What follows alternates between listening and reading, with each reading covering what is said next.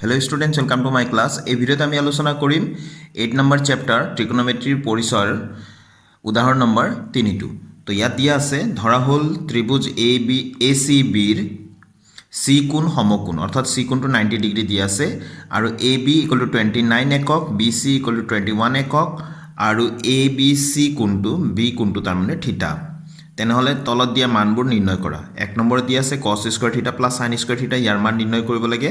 দুই নম্বৰত দিয়া আছে cos স্কয়াৰ থিটা মাইনাস sin স্কয়াৰ থিটা ইয়াৰ মান আমি নিৰ্ণয় কৰিব লাগে ঠিক আছে তো এই ত্ৰিভুজটোত c কোণটো সমকোণ বুলি দিয়া আছে আৰু ab ৰ মান 29 একক bc ৰ মান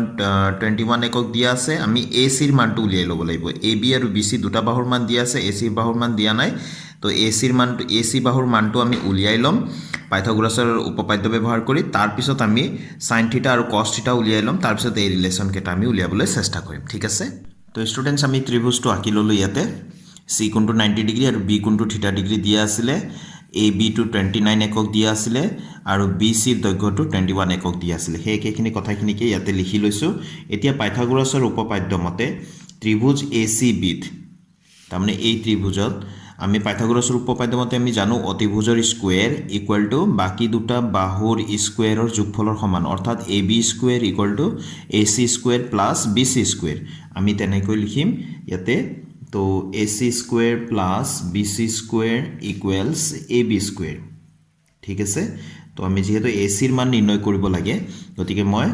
AC স্কয়াৰ আৰু BC স্কয়াৰটো মই সমান চিনৰ বাওঁফালে লিখিলো আৰু AB স্কয়াৰক মই সোঁফালে লিখিলো ঠিক আছে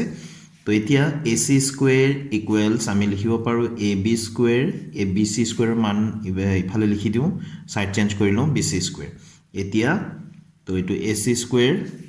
এতিয়া আমি মান কাটা পাতি দিও AB ৰ মানটো দিয়া আছিল 29 স্কয়াৰ আছে কাৰণে মাইনাস BC ৰ মানটো 21 দিয়া আছে তো স্কয়াৰ ঠিক আছে তো AC স্কয়াৰ ইকুৱেল এখিনি এতিয়া এটো মই A square minus B square ফৰ্মুলাত মই লিখিম তো এফালে AC square equals 29 plus 21 A plus B আৰু 29 minus 21 A minus B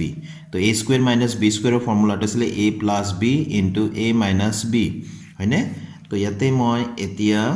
AC বুলি লিখিব পাৰো ইফালে স্কয়াৰটো আচ্ছা মই স্কয়াৰটো মই লিখি দিলো ইয়াতে কিমান হ'ব এটো 50 আৰু এটো একো চিহ্ন মানে পূৰণ ইফালৰ পৰা কিমান আহিব 8 আহিব হয়নে তো 8 5 গুণ 40 এটো কিমান হ'ব 400 হ'ব 400 ঠিক আছে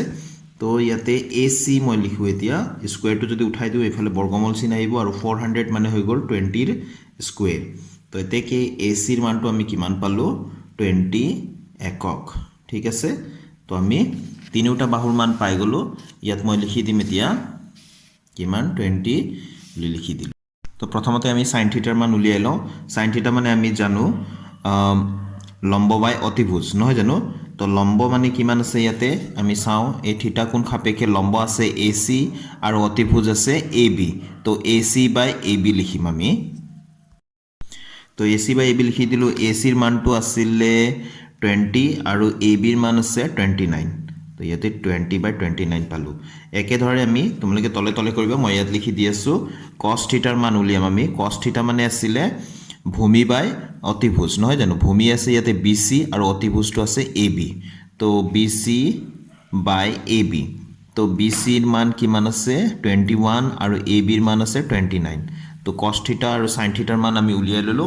sin থিটা আৰু cos থিটাৰ মান আমি উলিয়াই ললো এতিয়া আমাক যি কেটা প্ৰশ্ন দিয়া আছে হেকেটা আমি কৰিম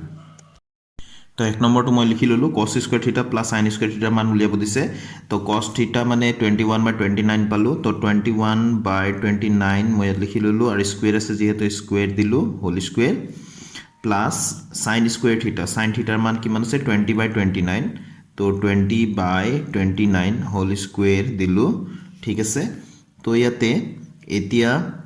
21 স্কয়াৰ মানে হৈ গল 441 আৰু 29 স্কয়াৰ মানে হৈ গল 29 into 29 29 স্কয়াৰ মানে হৈ গল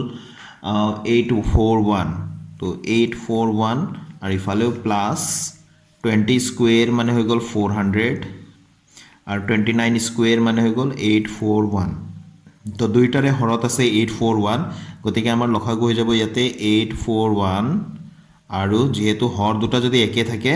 লগ কেটা আমি ডাইৰেক্ট যোগ বা বিয়োগ কৰিব পাৰো যেহেতু যোগ আছে আমি যোগ কৰিম আমাৰ কিমান হ'ব 841 তো 841 তো উপরে তলে 841 আছে তো এটো কিমান পাম আমি আনসারটো 1 পাম ঠিক আছে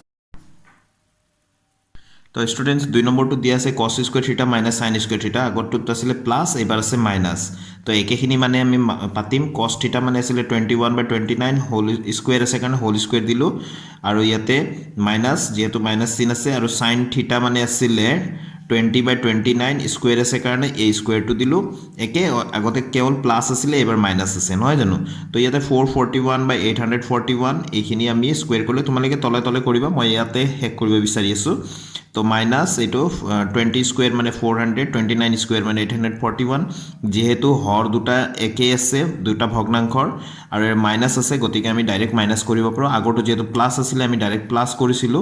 এবাৰ মাইনাস আছে গতিকে মাইনাস কৰিম তো ইয়াত আমি পাম 841 মই সৰু সৰুকৈ লিখি আছো তো 441 ৰ পৰা 400 মাইনাস গলে এটো হ'ব কিমান 41 ঠিক আছে এটো হৈ গল ইয়াৰ আনসারটো তো তোমালোকে নিশ্চয় বুজি পাইছা তেনেহলে মই এই ভিডিওটো ইয়াতে সামৰিছো স্টুডেন্টস নেক্সট ভিডিওত আকৌ লগ পাম নতুন কোৱেশ্যনৰ সলিউশনৰ সৈতে thank you students keep watching my channel